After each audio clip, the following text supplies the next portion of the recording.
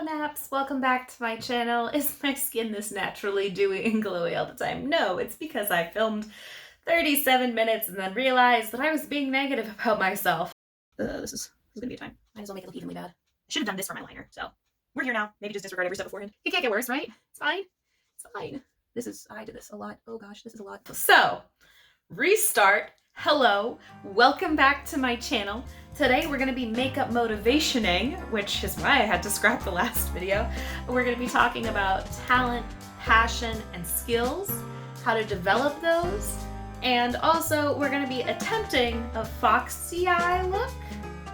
We'll see. All right, let's get started.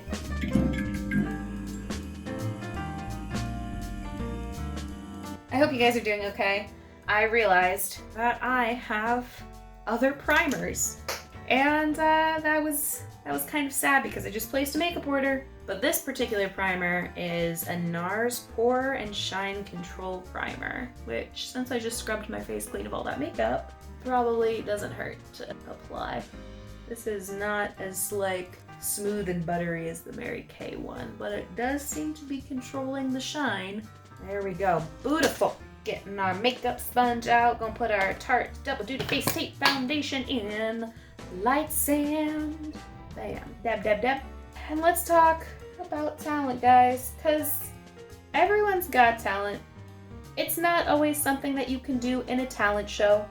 Some people are extraordinarily good whistlers. Talents come in all shapes and sizes. They come in all sorts of weird little packages you might not expect. Some people are really good at organizing.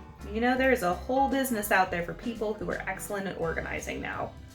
I mean, it's a Instagram aesthetic, man. You just see pictures of beautifully organized bins. Anyway, there we are. A beautifully semi-even foundation. Beautiful. I'm gonna say beautiful a lot. That's what I'm gonna do, because you know what? You're beautiful, and even if I mess up, I'm still beautiful, and it's okay to be a little self-deprecating sometimes, but you have to understand that you are still beautiful. Back on the train of talent, as I powder my face with some banana setting powder, people always tell others to find their passion, think about what they're good at doing, and go from there. But that's, honestly, it's really, really difficult sometimes. What you like is not always what you're good at.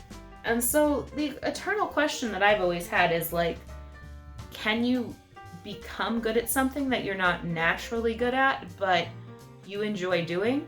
And for me, I think the answer to that is a hands down yes. If you are not naturally good at something, I personally believe you can develop that skill. Skill is all those hours of practice that you put into something to making it more than just a talent, more than just a passion, and gaining true mastery over it. So what am I talking about when I'm using these words? When I'm using the word talent, I'm talking about your natural ability to do something. That is your base level. You can be a talented drawer when you're in first grade and your horses look better than all the other first graders. The likelihood that it's the best horse drawing on the world is a little up in the air. You know, we all start somewhere, right? And then when I'm talking about passion, I'm talking about a thing that you feel strongly about. It might be a love, it might be a hate, it might be a deep sadness, but it's a very intense emotion, comes up and kind of drives you to complete it, avoid it, whatever it may be. That is passion. When I'm talking skill, I mean that learned ability, what you build in hours and such. Now, mastery is kind of, in my mind, a flexible word, but apparently, according to some 1993 study, I think, while I put on this new contour stuff, this Nars Leguna, yeah, there was some 1990s study about mastery, and they calculated that in order to gain mastery, a subject or a person had to have 10,000 hours of practice, of targeted study and practice in order to gain mastery. I still don't 100% understand what mastery means. I'm not even gonna lie there. But not everything is meant for understanding, right?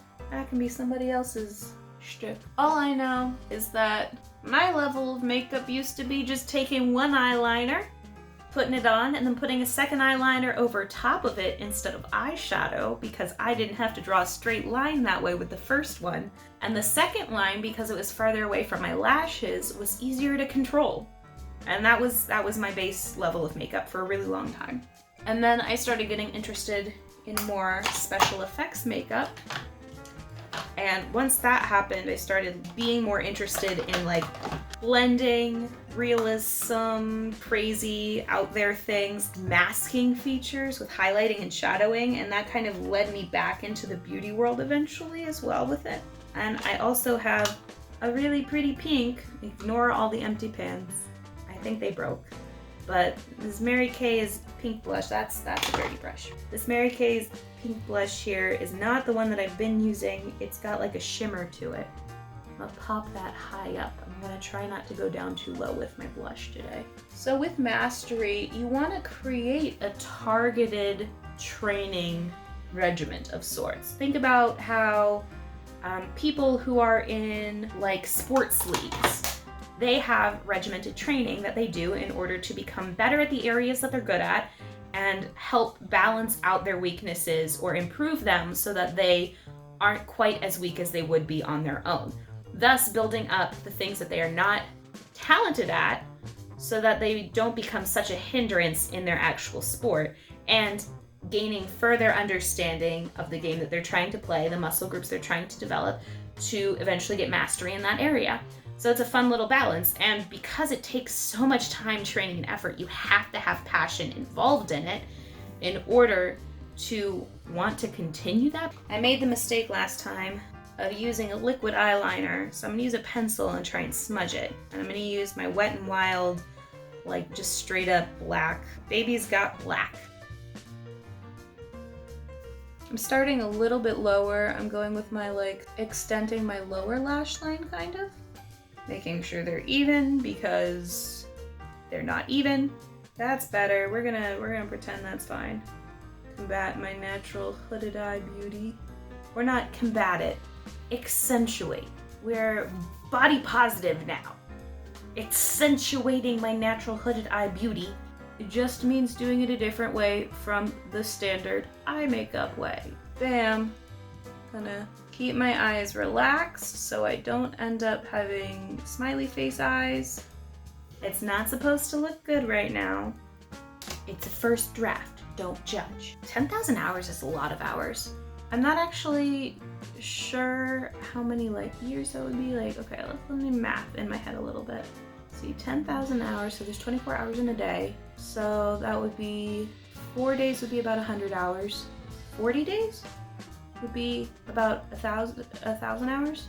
And then 400 days, so over a year, would be like 10,000. See if I can put the exact math because I'm just doing that in my head. You can gain skill and mastery in something with that many hours. Does it mean you're going to get everything perfectly down in that amount of time? Not necessarily. They found mastery only applied for subjects that like were not emergency situations, and there's a whole list of like stuff they didn't really apply for. So if you were, for example, an airplane pilot, just because you had mastered basic stuff does not mean that if you were in an airline incident, like an emergency situation, that you would be a master of that situation. It means you have the skill set where you can probably figure out how to fix it a little bit better, but it is not the ultimate factor. It's also like, how much did you panic? How did your body naturally kick in? Have you done training to kind of prevent that? There's like other factors. And that's the hard thing about psychology, is there's other factors for literally every study out there. So if you feel like this stuff kind of doesn't apply to you, it might not. You are your own human, and you can change and grow to be better always. I'm trying my best not to raise my eyebrows because I don't want it to look droopy. I want to look like a sexy fox lady, but not in a weird animal kind of way, just in the makeup design way. Am I doing it? Am I working it? This is what we're at so far. You're just constantly building up skill and mastery, right? The best way to get better at something is to practice it, and I was not practicing eye looks. I was like kind of avoiding eye looks a lot because For a while there, they just seemed boring. They were all like smoky eyes or like packed colors so much that you couldn't even tell there were eyes underneath. And yeah, so I avoided doing a lot of that for a while, but I'm trying to get better about it now. That's what happens when you are self-taught. Okay, so I'm going to try and use the NYX Professional Makeup Perfect Filter Palette. And I'm going to try and use this pretty burgundy shade right here, because I've seen a lot of these eye looks be in this gorgeous burgundy, and I want to emulate it. So I'm just gonna pack some of that color on. When it comes to skill and mastery, if you're like really unsure about what I'm talking about, where like talent may or may not have an effect, think about musicians who are born deaf and yet still become musicians. They are out there, they exist. I'm pretty sure, was it Mozart? Maybe it was Beethoven? One of those really popular classical musicians was deaf and yet created such amazing, beautiful music. And it's not like they had amplifiers back then to where you could like really feel the beat or the bass or whatever. So you have these classical composers who are somehow still getting this understanding of the vibrational aspect of music and are able to put it down on paper in ways that other musicians can emulate and feel the emotions that they are feeling. This is already way better than it was the first time. And I'm going to take this shade right here above that gold, and I'm going to try and buff it out a little bit. To my knowledge, these shades don't have names, but they might. I'm just gonna try and soften these edges a little bit. I think it's working. Don't dip into the shimmer. Not yet. Also, people use the term finding your passion a lot, but it was proven at some point in some study somewhere, if I can find it again, I'll pop it up there or stick it down in the description, that finding your passion is not a helpful term because it kind of creates this fixed mindset in regards to passion, like what you're capable of, what you enjoy doing. And I don't know, how many people actually enjoy doing what they enjoyed doing when they were like 5? Yes, rolling down hills may still be fun. Yes, collecting bugs may still be fun for you. That's awesome, go you. But there's a lot of other things that when you were 5 to today are not the same. And that is okay because passion is changing. Sometimes as you get more understanding of a subject area, you start to understand that your passion was in a way misplaced. And I don't mean to say that you're not passionate about that aspect, going back in with the burgundy a little bit more, in the sense that sometimes the elements that we're actually passionate about are not solely represented in the one area that we think they are. For example, I was really into acting at one point, and I'm trying to figure out if acting is what I'm interested in or if it's the storytelling process.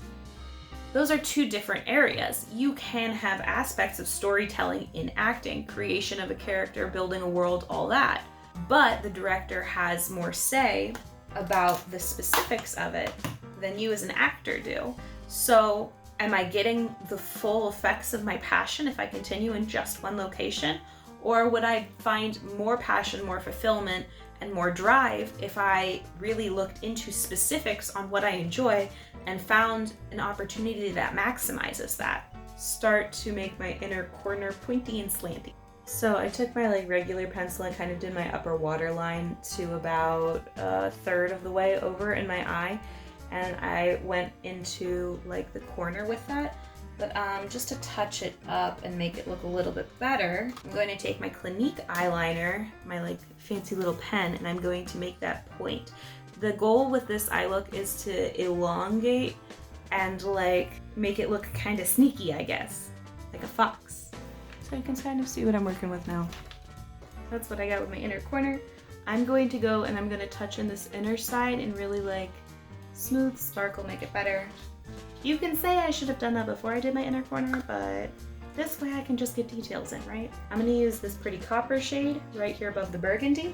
Going back to passion, saying that you want to discover your passion isn't inherently a bad thing, but it's the mindset behind it, the idea that it is this fixed thing that needs to be found or it'll be lost. You know what you enjoy, and sometimes it's coming to terms with what you enjoy And sometimes it's really nailing down what you enjoy doing and then figuring out how to expand it so you can maximize the fun that you have, because at the end of the day, finding your passion is about having fun. And if you're not having fun with what you're doing, then is it your passion? Or is it an aspect of your passion that's just not being maximized? Is there so much paperwork in nursing that you can't really enjoy your time with your patients? Maybe not being in a hospital setting would help with that. Picking out those things and really having a good heart-to-heart with yourself about what you enjoy will ultimately help you figure out how you want to take that forward, where you want that to be. Shoot. Okay, so this is significantly better than the first time I did this. And I should take just a little bit of color. I think I'm going to take that copper on the bottom and just kind of highlight away. And maybe go back in a little bit at the top with some more of that burgundy. Again, to deepen, because I've been playing around with the buffer on it so much that I don't want to lose the purplies. I love my purple colors. Keeping my hook in there so that my hooded eyes can do their beautiful thing. Coming from where I was before with makeup back in middle school to like where I am today, I'm significantly more happy with doing this, and I feel like I have the skills to be able to do more complicated looks. But I developed that over time because I have skills which can totally be built up if you're not good at it. Again, we're going back to the baseball player, basketball player, like sports player analogy here. You can build up skills that are weak to become better at them. You can get better at things that you're not good at. It is possible to fix that. And it is possible for you to surpass people that have natural talent, and especially those who never develop it. So stop being so hard on yourself. Just means that you might have to work a little harder at it. And now I'm gonna do some brow stuff. This is my normal brow product, just in case you're wondering. I am getting a brow kit that will hopefully be a deeper color. People get so worried and wrapped up because school tells us that we have to choose one path and stick to it. But the real world tells us pretty much the exact opposite. You make your choices.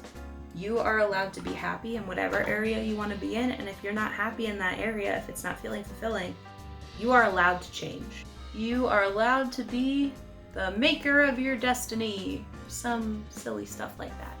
You're allowed to cut your own hair if you want.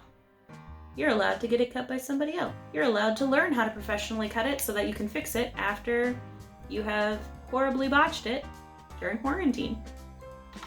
You have the power. It is a wide open world out there. It is scary sometimes to think like there's so many possibilities and you're going to miss out on something. But you have the ability at any time to pursue those.